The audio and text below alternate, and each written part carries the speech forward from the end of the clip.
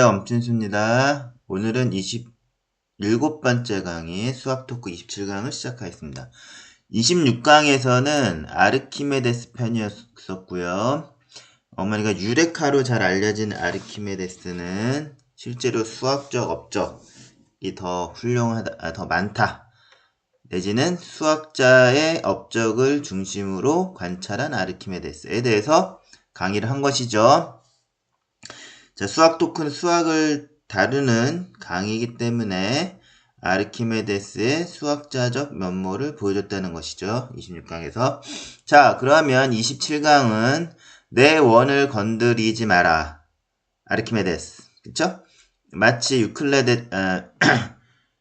유클리트가 프톨레마이 왕조 1세, 소테르 1세 왕에게 기하학을 가리킬 때 There is no railroad to geometry.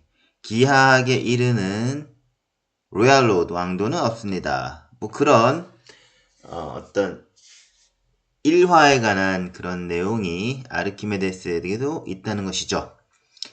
자, 근데 요거는 내 원을 건드리지 마라. 영어로 Do not disturb my circles. 서클이 하나만 있는 게 아니니까 서클 쓰고요. 요거는 아르키메데스의 죽음과 관련이 있어서 뭐 마지막 일화가 될 수가 있겠습니다. 자, 그러면 얼핏 아르키메데스가 고대 그리스 3대 수학자인데 왜 로마 군인이 나오고 그런 좀 시기적으로 약간 명확하게 해주는 게 어머니들이 아르키메데스를 이해하는데 좀 그 어떤 그 시간적 순서가 좀 맞을 것 같아요. 그래서 오늘 수업도 역시 역사를 좀 건드리는 인문학적인 수업이 될 것 같습니다. 자, 포에니 전쟁은 세계사 시간에 많이 들어봤는데 왜 그리스 3대 고대 그리스 3대 수학자인 아르키메데스 때 왜 로마 시대가 나오는 걸까? 그리스가 다 망하고 로마가 나오는 거 아니야? 라고 하겠지만 엄밀히 얘기하면 아르키메데스가 살았던 기원전 3세기는 헬레니즘 시대, 그쵸? 기원전 3세기 그러니까 알렉산더 대왕이 사망한 이후, 그쵸? 그때부터 그냥 헬레니즘 시대가 계속 더 번성하면서 뭐 사후 한 100년? 뭐 그때 시기에 아르키메데스가 살고 있었기 때문에 그쵸? 그리스가 망하고 로마가 나오는 거가 아니라 헬레니즘 시대 때 기원전 3세기에 이미 로마는 공화정으로서 황제가 있는 왕정은 아니죠. 공화정으로서 성장하고 있었다. 자, 그러면 포에니 전쟁은 세계사 시간에 많이 들었고요. 또 포에니 전쟁 하면은 카르타고가 등장해야 되는데 카르타고, 그쵸? 왜 카르타고 로마 전쟁이라고 안 하고 포에니 전쟁이라고 했을까가 궁금할 수 있지요. 그래서 카르타고의 한니발 장군도 기억나는데 왜 포에니 전쟁이지? 자, 이런 고대 그리스 뭐 기원전 6세기, 기원전 500년대, 기원전 400년대를 보면 그리스가 그리스 반도에 그리스 뭐 아테네가 있거나 그쵸? 뭐 스파르타가 있다거나 뭐 테베 뭐 그런 주요 폴리스가 있으면 그것이 모국 폴리스, 모폴리스고 그쵸? 그러니까 식민지라고 하는 게 식민 도시라고 하지만 그게 어떤 뭐 아들 모폴리스가 있으면 아들 폴리스, 뭐 딸 폴리스 그런 식으로 폴리스를 많이 구축을 했죠.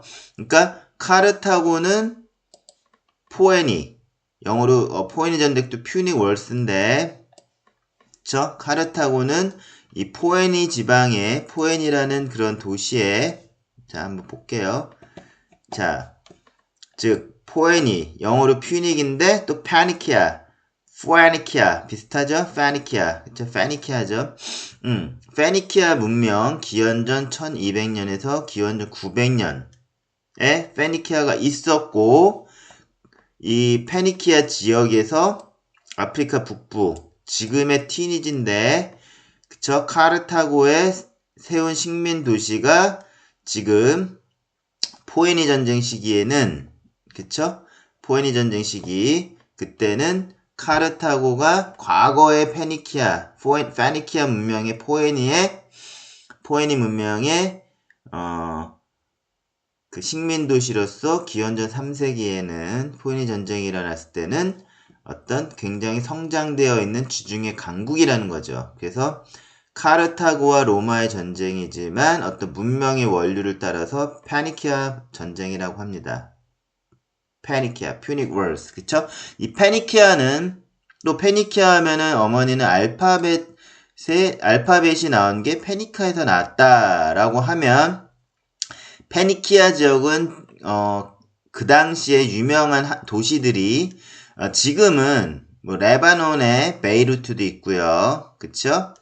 그 다음에 뭐 항구 도시 트리폴리도 있고 베이루트도 항구 도시죠. 예, 이쪽이 유명한 것 같지만 여기 바비루스도 굉장히 의미 있는 도시 중에 하나입니다. 항구죠. 현재 더 번성한 항구는 베이루트 항구죠. 레바논에. 근데 바비루스는 딱 보면은 이 발음하다 보면 바비루스가 파필루스 같기도 해요. 여기가 어떤 산악지대거든요. 그쵸? 현재 레바논의 산악지대이고 여기에서 그쵸? 팀버, 목재들이 나오면 이 목재를 이집트로 보내는 그런 항구가 바빌루스고요. 이게 이 목재를 빻아가지고 종이를 만들면 파피루스가 됩니다. 그래서 비블로스는 파피루스의 어원도 되고 또 바이블 또한 비블로스에서 온 것입니다. 왜냐하면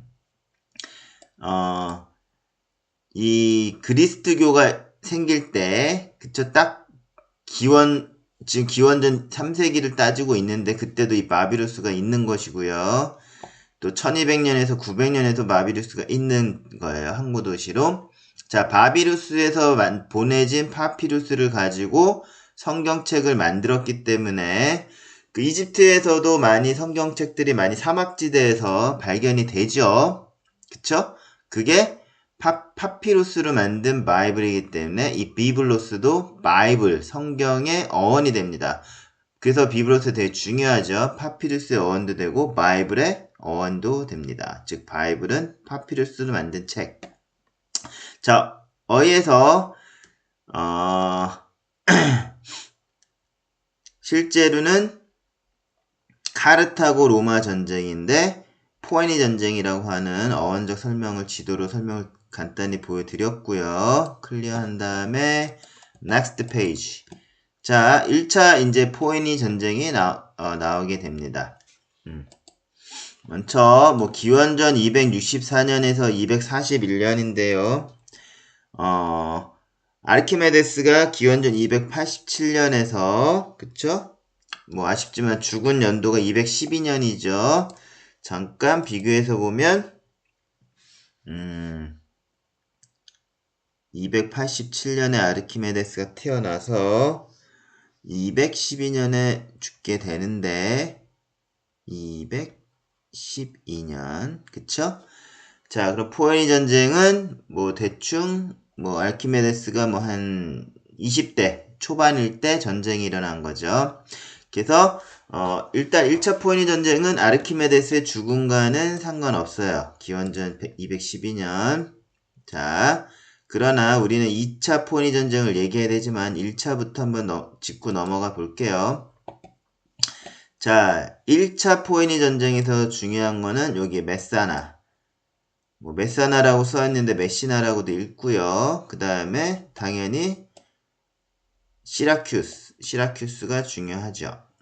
그 다음에 이 시라큐스 요렇게 누렇게 칠해진 적은 그 도리아 언어를 쓰고 있어요. 도리아 언어 하면은 스파르타죠. 그쵸?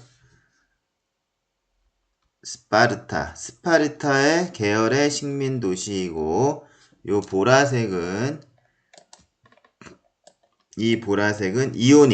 이오니아 그쵸? 터키의 서부 해안을 이오니아 지방이라고 했지요. 이오니아 그쵸? 이오니아 자, 뭐 아테네 계열도 다 이오니아랑 연관이 되어 있죠. 자, 하여튼 중요한 도시는 메시나와 북쪽의 메시나. 여기를 보면은 그 이태리 반도에 부추라고 하면 이렇게 뾰족한 엄지발가락, 뭐 이런 발가락들이 있는 앞부분에 굉장히 시칠리아 섬이 가깝고 또 아주 가까운 도시가 메시나입니다. 자, 이렇게 머리에 넣어 주시고, 자, 포에니 전쟁, 1차 포에니 전쟁은 왜 일어났을까? 한번 보겠습니다.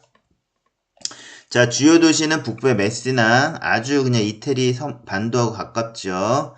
그 다음에 시라쿠사 사이에 일어난 전쟁, 그 다툼이 원인이 됩니다. 자, 메시나는 라틴 계열의 마메르인 용병이 메시나에서 반란을 일으켜요. 그래서 이 메시나는 북쪽에 있고 뭐 로마 지역과 가깝지만 이게 시실리아 섬 내부에 이르기 때문에 시실리아 섬의 강국인 시라쿠사에 히에론 2세에게 도움을 요청합니다. 자, 이 히에론 2세는 아시죠? 유레카의 원인이 됐던 그 승구 왕관을 아르키메데스한테 뭐 이게 진짜 순금으로 했는지 금세공사가 은을 섞어서 만들었는지 그걸 알아오라고 시킨 그런 왕이 히에론 2세입니다. 자, 어이했던 메시나에서 마메르인 용병이 반란을 일으키자 메시나는 카르타고에게 당연히 시라쿠사에게 뭐 도움을 요청했는데 또한 메시나는 또 아프리카 북부에 있는 그쵸 포에니의 과거 식민도시에서 과거 포에니의 식민도시에서 성장한 카르타고에도 도움을 요청하였습니다. 자, 카르타고는 뭐 지중해 패권을 놓고 실력이 있는 그런 국가였기 때문에 로마의 바로 앞에 있는 시실리아에서 어떤 뭐 분란이 일어났고 도움을 요청하니까 당연히 가야죠. 그쵸? 영토 확장의 기회도 되고요. 자, 이제 그렇게 해서 그 전쟁의 어떤 계기 원인이 되고요. 자, 시라쿠사의 입장은 뭐였냐면은 그쵸? 카르타고가 왔는데 이 전쟁이 굉장히 길잖아요. 네, 뭐 몇 달하고 끝난 전쟁이 아니에요. 아예 초기 전쟁에서부터 로마가 우세하니까 시라쿠사는 또 로마 편으로 돌아서게 돼요. 그러니까 1차 포에니 전쟁은 결국 카르타고와 그 로마로 보면 그쵸? 로마가 이긴 거고 초반부터 시라큐스는 로마군이 북쪽에서 다시 참전을 하니까 카르타고가 남쪽으로부터 올라오고 있고 그쵸? 그 로마군이 다시 라틴 계열의 어떤 자기네가 가까운 메시나를 자기네가 보호하겠다고 병력을 보내고 또 전투에서 이기고 있으니까 시라쿠사는 시실리아의 어떤 맹주이지만 그냥 로마 편으로 돌아섰습니다. 자, 로마 편으로 돌아섰다는 게 로마가 이겼다라는 얘기죠. 자, 그러면 이제 2차 포에니 전쟁을 보겠습니다. 자, 2차 포에니 전쟁은 이때는 카르타고가 이 꼭 북부 아프리카의 티니지만 얘기 보시면 안 돼요. 뭐 여기 알제리, 모로코를 통해서 중요한 건 여기 에스파냐까지 건너가서 이쪽에서 실력을 키우고 있다는 거예요. 그리고 여기 뭐 주황색과 파랑색, 그쵸? 자주색과 파랑색의 뭐 루트가 막 나오는데 중요한 거는 한니발 장군이 그 코끼리 부대, 그다음 알프스를 넘었다라는 게 기억이 나신다면은 요 마르세유 항구를 기억하셔야 돼요. 자, 여기가 프랑스 남쪽에 뭐 그 당시 로마 시대에는 갈리아 지방이라고 했는데 프랑스 남쪽의 해변을 따라가면 마르세유가 나오고 뭐 깐느, 그쵸? 니스, 깐느 이런 쪽 다 해안을 통해서 이태리까지 연결이 되는데 이 마르세유를 거치지 않고 그냥 산으로 넘어갔다는 거죠. 그쵸? 그만큼 한니발 장군은 이미 이 에스파니아 쪽 그쪽을 거점을 잡고 실력을 키웠기 때문에 이 어떤 서부 유럽의 어떤 지형 그런 게 익숙하였다는 것이에요. 자, 배를 타고 뭐 카르타고에서 로마로 쳐들어간 게 아니라 에스파냐에서 기반을 해가지고 알프스 산맥을 넘었다. 자, 뭐 요런 정도의 그 루트를 보시고요. 그래서 결국은 알프스 산맥을 넘어서 로마 내륙까지 다시 쳐들어오는 거예요. 그쵸? 간단히 보시면 여 칸나의 전투가 기원전 216년이고요. 그쵸? 아르키메데스가 기원전 212년에 돌아가시게 되죠. 뭐 로마 병사한테 죽임을 당하는 거죠. 자, 이 전쟁에 그 212년이면은 거의 전쟁이 끝날 때인데 그 끝나기 뭐 한 4, 5년 전에는 한니발 장군이 칸나에라는 데서 대승을 거둬요. 뭐 로마군 5만 명을 몰살시켰다는 대승이 있는데 자, 이 전쟁은 216년 이후에는 다시 시실리아로도 내려오죠. 그쵸? 시실리아로도 내려오고요. 요거 기원전 260년에서는 메시나하고 뭐 시라쿠사의 전쟁에 대한 그 260년이 그 메시나 지역에 있는 거죠. 1차 포에니 전쟁이 되겠고요. 자, 그 212년에 가까운 212년에 알키메데스가 죽고 그때는 시라쿠사 시실리아 섬이 평정되는 거고요. 최종적으로 한니발 장군이 스키피오 아들 스키피오 장군한테 패망한 것은 카르타고 본국, 그러니까 북부 아프리카 자마 전투에서 죽음으로써 끝나는데 이게 기원전 202년이 됩니다. 자, 알키메데스는 212년에 사망하고요. 그때 이 시실리아 섬은 전쟁이 종료가 돼요. 그리고 한니발 장군이 크게 이긴 거는 기원전 216년에 로마 요 부추 모양의 로마 반도의 중심 칸나에서 대승을 거뒀다는 것이죠. 자, 요 정도로 2차 포에니 전쟁을 설명드렸고요. 자, next.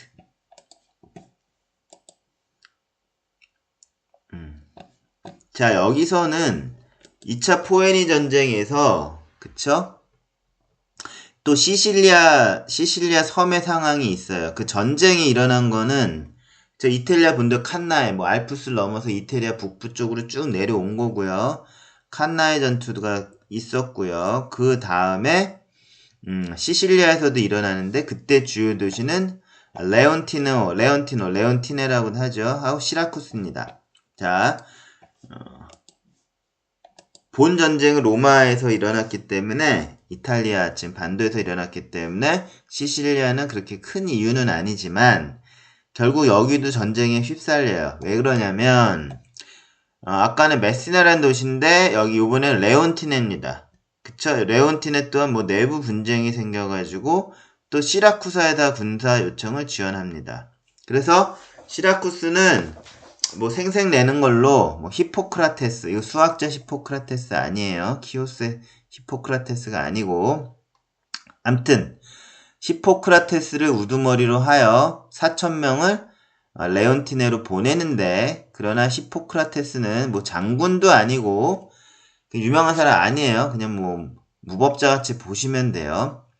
진군 중에 로마 동맹 도시를 또 약탈을 합니다. 그래 이게 시실리 섬에서 또 문제가 생기겠죠.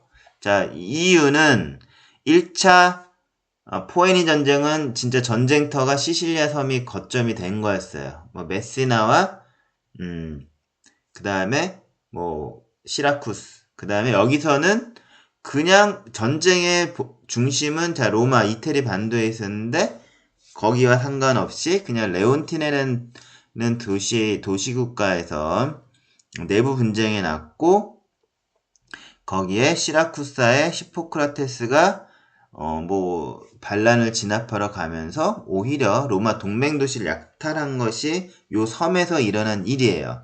자, 시라쿠사는 칸나의 전투에서 로마의 패배를 목격한 시라쿠세는 그때 그 유명했던 히엘론 2세가 죽어요. 그래서 뭐 공화정이 되었다고 하는데 왕정에서 아무튼 야 이거 카르타고가 더 세고 그쵸? 칸나에서 로마가 5만 명이 다 몰살당했대. 그러니까 카르타고가 붙어있죠. 자, 포에니 전쟁 1차 포에니 전쟁은 시라쿠사는 당연히 로마 편에 갈 수밖에 없었는데 2차 포에니 전쟁 중에 칸나의 전투를 목도한 시라쿠사는 그쵸? 카르타고와 동맹을 매집니다. 갈아탔다라는 것이죠. 로마에서.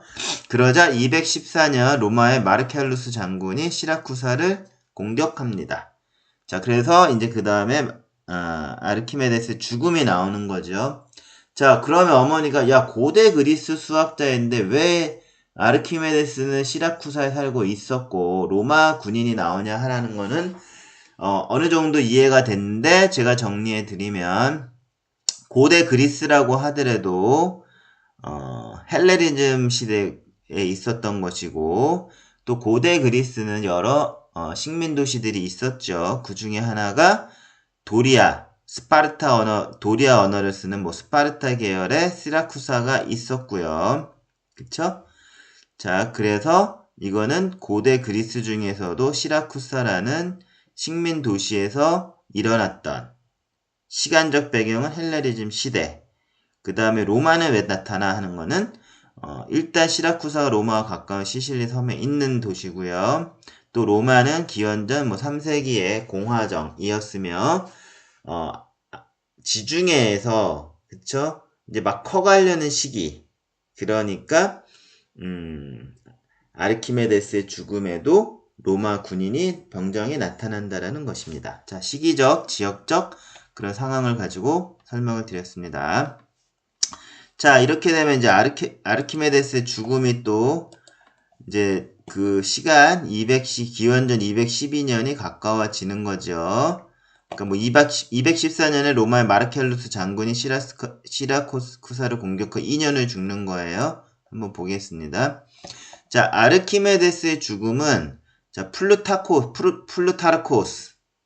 뭐 영웅전 많이 들어보셨죠? 플루타르코스입니다. 뭐 영어로 하면 플루타르치 같은데 아무튼 플루타르코스입니다. 이 사람은 실제 기원 후의 사람이에요. 아르키메데스가 죽은 건 기원전 212년인데 기원전 3세기인데 거의 뭐 한 216년, 212년 한 200년 후에 그쵸? 200년도 더 넘은 후에 뭐 영웅전을 썼겠죠.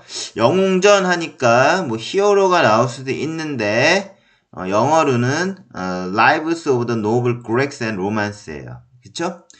그에게도 어떤 노블맨이라는 거예요. 뭐 귀족, 그러니까 뭐 정치가일 수도 있고 또 뭐 아테네 민주정에 있었던 그쵸? 뭐 헤리클레스 같은 정치가이면서도 장군의 면모가 있고 뭐 솔론도 뭐 아테네 민주주의를 하면 뭐 솔론부터 쭉 이렇게 보죠.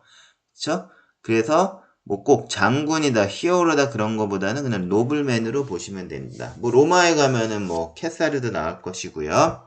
자, 그래서 영웅전 하면은 이거를 영어로 해석하면 뭐 Lives of the Noble Greek and Romans 뭐 비슷한 것 같아요. 근데 또 원래는 또 원본에 충실하면 Parallel Lives예요. 평행한 라이브스? 그쵸? 근데 또 라틴어로 보면 뭐 BOE parallelly 그렇게 돼 있는데 무슨 얘기인지 모르지만 BOE가 뭐 biography 그쵸? 개인의 어떤 뭐 위인전 그쵸? 개인의 자서전다 biography죠. 그러니까 parallel은 뭐냐면 이거는 비교 열전이라 그래요. 그쵸? 시리즈로 어떤 뭐 노블맨에 대한 그런 게 나오는데 이 노블과 이쪽 노블과 이 노블의 어떤 차이점을 뭐 비교하거나 업적을 비교한 그러한 비교 열전이라고 합니다. 플루타르코스의 양식은 그래서 영어로 parallel lives라고 합니다. 참고로 알아두시고요. 자, 아르키메데스의 죽음은 플루타르코스 영웅전에 나옵니다. 그러면 아르키메데스가 무슨 노블이냐? 그게 아니고요. 또 영웅이냐? 그게 아닙니다. 결국 여기 마르쿠스 클라우디우스 마르켈루스 아까 그 2차 포에니 전쟁 때 시라쿠사를 쳐들어갔던 로마의 장군이 마르켈루스라고 했는데 역시 노블맨이니까 실제 한번 풀네임을 적어봤어요. 마르쿠스 클라우디우스 마르켈루스 굉장히 길지요. 자, 왜 또 아르키메데스의 죽음이 플루타르코스 영웅전에 나올까? 이것도 좀 이상하셨죠? 실제는 아르키메데스가 영웅이 아니라 그냥 마르켈루스 편에 아르키메데스의 죽음이 그냥 묘사되어 있는 거예요. 그쵸? 결국 뭐 내 원을 밟지 말라라든지 그런 연유를 해서 자기의 병사가 죽였다라는 거죠. 그쵸? 아르키메데스를 잘 보살펴라라는 명령을 내렸음에도 아르키메데스가 죽었다.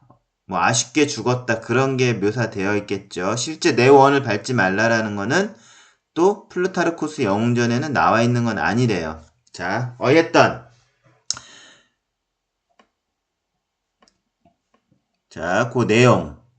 그러면 아르키메데스 죽음이 있는데요. 지금 이 원기둥과 원구, 영어로 볼이죠. 이 볼하고 실린더가 왜 지금 이 그림에 있을까? 이것도 설명해 드릴게요. 아르키메데스는 생전에 자신의 비석에 원기둥에 굴을 넣은 모양을 조각해달라는 유언을 남겼습니다. 자, 이거 지금 결론을 보기 전에 원기둥이 실린더가 더 클까? 만약에 구가 더 클까라고 할 때, 우리 요즘에 어떤 뭐 삼겹살집 가면은 이런 뚜껑 있는 그냥 이런 의자를 주죠. 실린더 모양의 뚜껑을 열면 여기다가 옷을 집어넣을 수 있어요. 그러면 누가 더 부피가 크다고 생각해서요? 원기둥이 크고, 오늘은 내가 농구공을 가져왔네. 그러면은 이 의자에 농구공 넣어야지. 이렇게 한 식으로 좀 외우시고요. 그럼 크기가 실린더가 더 크다고 생각하는데 그 비율은 뭐지? 3대 2라고 하시면 됩니다. 그쵸? 근데 작은 공을 넣는 건 아니에요. 이렇게 반지름. 그죠? 원기둥의 실린더의 윗면의 원의 반지름과 이 스피어. 그쵸? 원의 요 반지름. 다 이렇게 내접해야 되는 거예요. 꽉 채워진 걸 집어넣어야 돼요. 자, 어쨌든 암기를 위해서는 원기둥 의자에다가 뚜껑 열고 농구공을 집어넣어야지. 그리고 그 비율은 원기둥이 크니까 3대 2. 뭐 이렇게 외우시면 됩니다. 자, 그 다음에 이런 묘비에 이런 그쵸? 뭐 3대 2라는 거를 남겨달라고 뭐 유언했다라는 건 있고요. 그쵸? 또 그 다음에 이건 또 유언일 뿐이고요. 그 플루타르코스 영웅전에 나온 거는 마르켈루스 편에서 아르케메데스가 그냥 죽었다. 우리 병사 죽였다. 근데 본인은 극진히 못이라고 했을 거예요. 왜냐하면 그 기원전 214년에 로마 군대가 마르켈루스 쳐들어가서 단박에 시라쿠스를 함락한 게 아니라 아르키메데스가 죽은 기원전 212년에 함락이 된 2년을 끌은 거고요. 그동안 아르키메데스가 어떤 그 발명품들이 있어요. 뭐 배를 뒤집을 수 있는 뭐 손톱 클로가 있거나 또 배를 불태우는 뭐 렌즈 같은 것도 있거든요. 그 뒤에서 요 강의 뒤에서 설명드릴 건데, 그래서 마르켈루스는 자기가 그 시라쿠사를 함락한 데 2년이 걸리도록 고통, 불편을 초래한 그런 인물이 누구냐라고 할 때 아르키메데스라는 걸 알고 있었고요. 그래서 보고 싶었다는 거죠.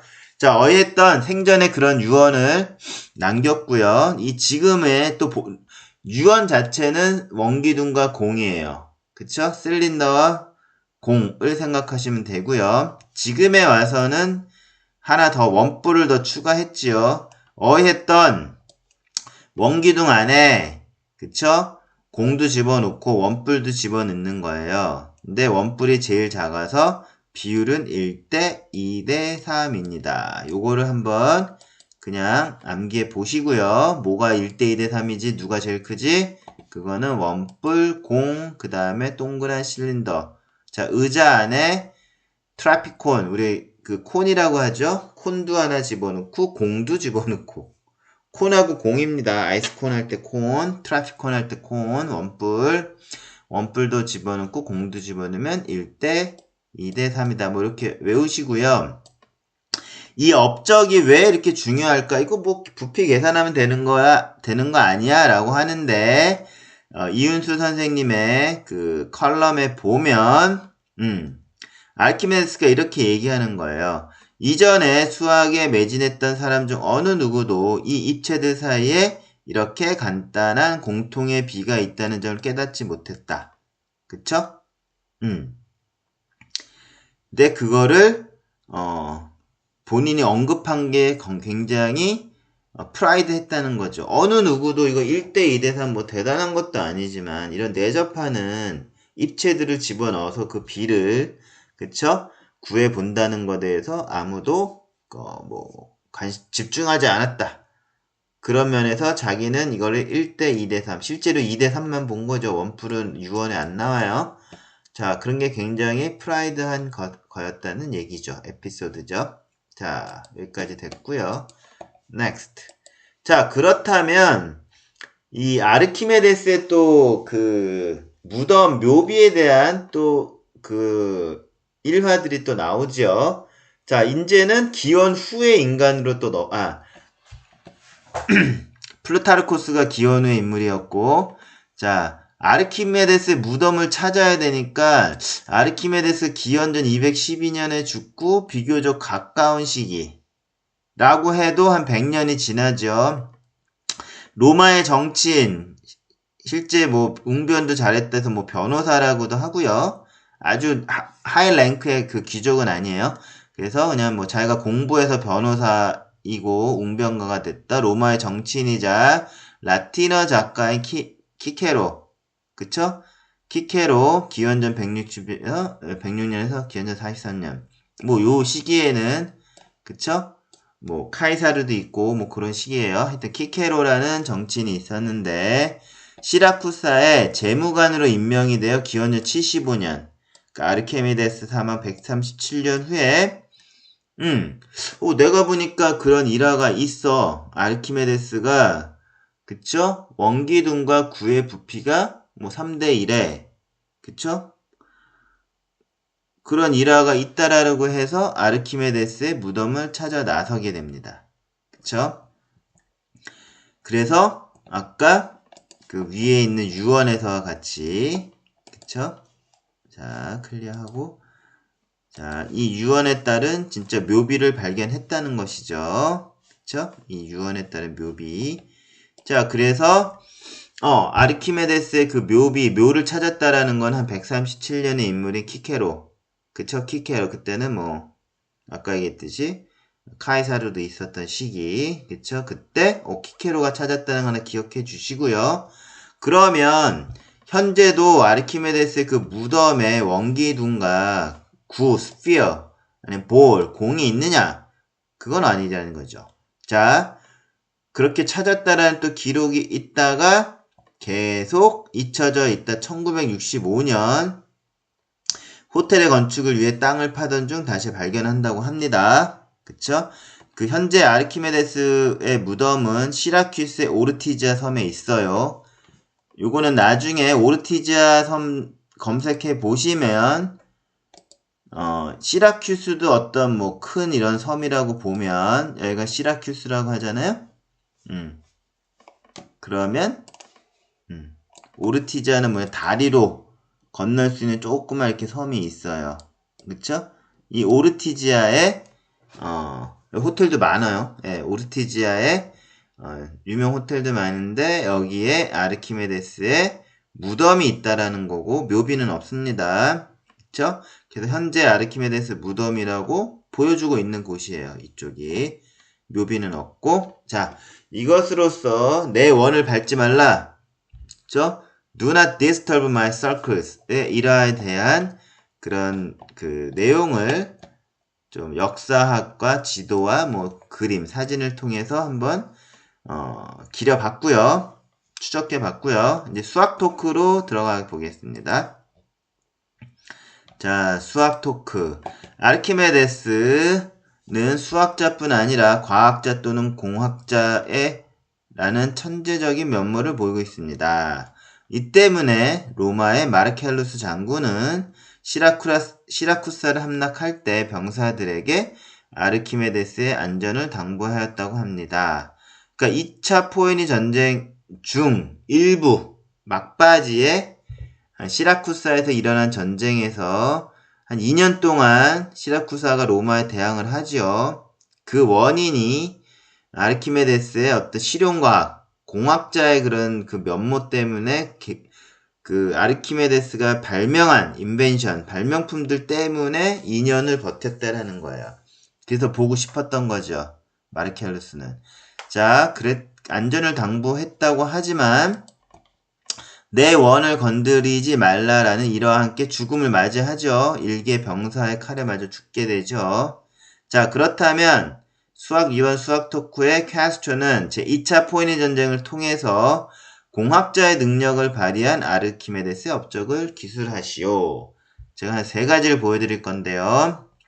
자, 아르키메데스의 데스 레이라는 게 있어요. 아까 뭐 볼록 거울을 통해서 빛을 해서 뭐 로마의 배를 태웠다라는 그런 게 있는데 이거 허황된 거 아닌가라고 했는데 2005년 10월에 MIT 공대생들이 자, MIT Professor Create Death Ray 이 Death Ray 아르키메데스의 뭐 죽음의 빛 광선을 진짜 create 다시 한번 재실험해봤나? 뭐 그런 기사도 있고요. 자, 그렇다면 이건 2005년에 요거 뭐 구글 검색하시면 있어요. 뭐 아르키메데스 데스 레이 year 2005 그렇게 한번 검색해 보시고요. 자, 그 다음에 이 데스 레이가 어떤 모습이냐? 자, 아까 시라쿠사도 시시리아의 동쪽에 어떤 그 해안가에 있는 거고, 또 오르티자 섬도 있다랬죠. 아르키메데스 죽은 그 섬. 지금도 그냥 다리로 연결된 그냥 가까운 섬이에요. 섬 속에 또 조그만 섬이에요. 그 오르티자도 있는데, 어이했던 시라쿠사를 묘사하는 그 성벽은 다 이렇게 바닷가를 끼인 어떤 그 성벽을 묘사할 수 있겠죠. 그리고 이 아르키메데스의 데스 레이 태양으로부터 빛을 받아서 계속 쪼여지면 이 나무배가 탄다. 그런 데스 레이도 있고요. 또 아르키메데스 클로우도 있어요. 이것도 아르키메데스 설명할 때 그 말씀 드렸죠. 이 배를 클로우는 발톱이죠. 꽉 물면은 잡아 올리니까 뭐 도르네나 기중기의 그런 그쵸 레버 지렛대 원리도 이용해야 되고요. 도르래도 알아야 될 것 같고 이렇게 꽉 집었을 때 쉬쉬졌다 배가 탁 물리면은 잡히면 그냥 들어올리면 그냥 침몰시키는 자 이런 거를 공학자의 그런 재능으로서 이런 인벤션 발명품들을 때문에 마르켈루스가 시라쿠사를 점령하는데 2년이 걸렸다라는 거죠. 또한 이것도 굉장히 실용적인 그 인벤션이고요. 그 다음 거는 하나 더 보여드릴게요. 이게 천구를 보여주는데 이게 좀 천구는 셀레시알이라고 하죠. 근데 요거는 뭐냐면 그냥 플라네타리움 저도 처음 보는 단어예요. 자, 근데 이게 뭐냐면 천구를 그쵸? 스피어를 그러니까 그 우주를 보는데 그쵸? 그 플라네타리움 뭐냐면 이런 천문을 보는 어떤 뭐 투영관 예. 뭐 이렇게 여기 뭐 이렇게 커버가 돼 있고 이렇게 들여다볼 수도 있고 하는 거를 플라네타리움이라고 합니다. 이것도 한번 찾아보세요. 원뜻을 뭐 천문의라든지 뭐 딱 맞는 말은 없는 것 같아요. 어쨌든 2019년 아이다호 뮤지엄에 전시된 아르키메데스 플라네타리움 여기 써있죠. 플라네타리움 이걸 플라네타리움이라고 해요. 은 지구에서 바라본 태양, 달, 행성들의 움직임을 보여주는 이게 기계적 모델 그리고 어떤 투영에서 볼 수 있는 이렇게 들여다보는 거 또 아쿠아리움 할 때는 이렇게 우리가 어항이니까 뭔가 막도 있잖아요. 뭐 이런 커버가 투명하게 뭐 씌워져 있다고 상상하셔도 돼요. 그런데 중요한 건 기계적 모델이라는 거예요. 그쵸? 단지 천구에다가 뭐 별자리를 찍거나 하는 그런 뭐 지구본, 그쵸? 지구의라고 하죠. 그 다음에 뭐 천문을 보는 그런 어떤 그런 기구, 장치, 그쵸? 그거보다 더 정교한 어떤 기계적 모델을 플라네타리움이라고 보시면 되겠습니다. 근데 이 마르켈루스 장군이 이런 플라네타리움을 전리품으로 로마로 가져왔다고 전해지며 이제 그러한 것들을 유추해서 이렇게, 이건 그 당시 게 아니죠, 당연히. 제작해서 전시를 해놓고 있습니다. 자, 이제 결론 들어갑니다. 위 사례를 통하여 아르키메데스는 공학자의 재능을 통해서, 공학적 재능이 있어요. 인벤션들이 많으니까. 드디어 천문학자의 면모까지도 보여준다는 것이죠.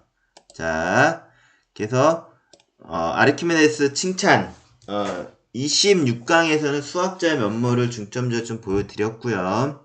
26강은 아르키메데스의 죽음과 관련된 뭐 포에니 전쟁, 그리고 또 포에니 전쟁, 시라쿠사 2년 동안 로마를 막아낼 수 있었던 그 2년간의 공학자의 재능도 보여드렸고, 심지어 천문학자의 면모까지 보여주었다는 것을 설명드렸습니다. 자, 오늘 수업을 마치겠습니다. 오늘 수업 끝!